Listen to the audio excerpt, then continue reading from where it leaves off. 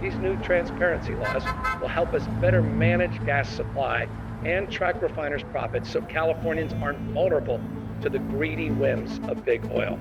This is just the start.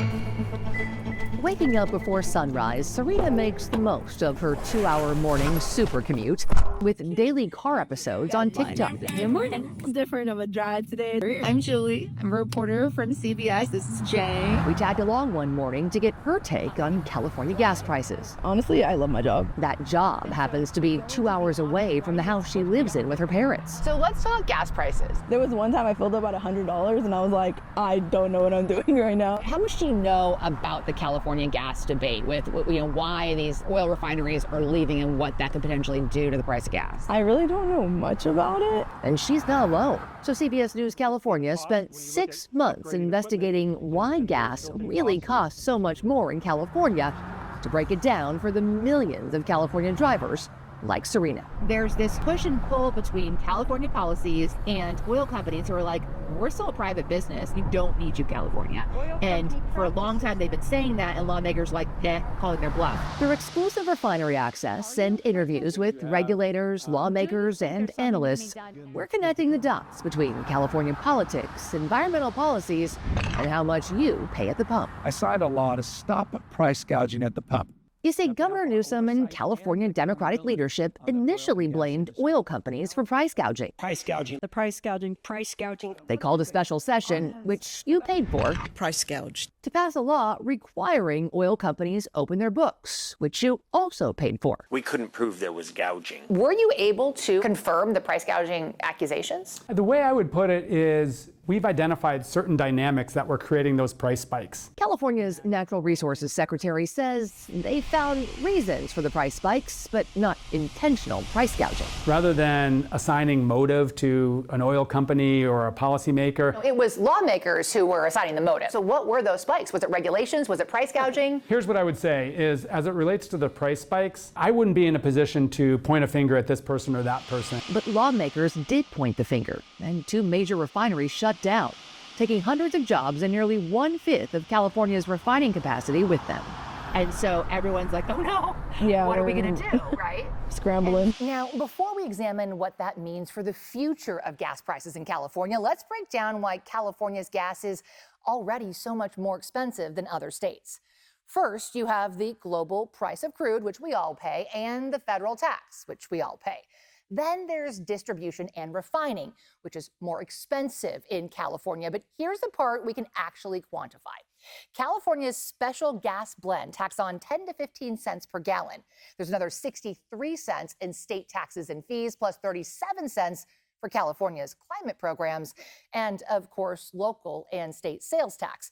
Now, at $6 per gallon, that adds up to nearly $20 more in California every time you fill up an average-sized tank. Can't get that cup of coffee in the morning sometimes. To better understand why and how that impacts you, we got rare access inside one of California's remaining refineries. So why are refineries leaving? California is a tough place to do business for refiners. Overlooking the San Francisco skyline, every day Chevron's Richmond refinery produces enough gas for 1 out of every 5 cars in Northern California, and about 60% of the jet fuel from San Jose to Sacramento, which costs more to make in California than anywhere else. The labor costs here are higher. Natural gas and electricity is more expensive. Which Chevron Richmond refinery manager Tully Graves points out it's passed on to you at the pump. And then there's California's special blend. Only a handful of refineries outside of California can actually make California gasoline. Cleaner fuel Took billions of dollars of investment. comes at a cost. The unit we're next to is called the sulfur recovery unit. And don't forget California's environmental regulations, which Chevron's Brian Humbinger says require significant long-term investment. We're one of the cleanest refineries in the world. We adhere to the most strict regulations. They say those investments can take 30 years to recoup. In the next 15 years, we will eliminate in the state of California the sales of internal combustion engines. While the state pushes toward a clean energy future, California policies are pushing oil companies out, California has exceeded its environmental goals. making California more dependent on the rest of the world to keep cars moving in the meantime. Earlier than established time.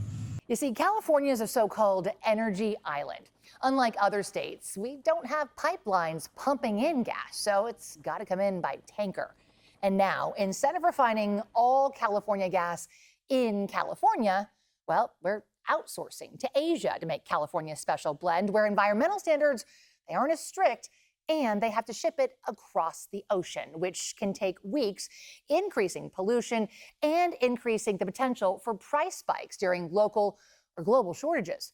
For instance, China has already stopped exporting fuel because they don't have enough gas right now for their own drivers. I've been talking about this for years, okay? Chevron President Andy Waltz says after years of attacking oil companies, there are signs the political conversation is shifting. What it took was 2 refineries to close. And then they said, oh, maybe they're not price gouging. Is this an I told you so moment? For me, it is. From the oil industry to agency heads and lawmakers. No doubt it was, very adversarial at times during the special sessions. That was probably the beginning of the shift, is when that report came back and Governor Newsom couldn't prove that there's price gouging. Price gouging special sessions are widely seen as the turning point. There has been like a shift in the discussion. State leaders say California is pushing towards a cleaner energy future. But I think now there's a real, broad consensus. Oil companies are a partner in this transition, while acknowledging they're still depending on refineries to power the present. We recognize that the oil companies have real decisions to make, and we need to make it worth their while to stay here.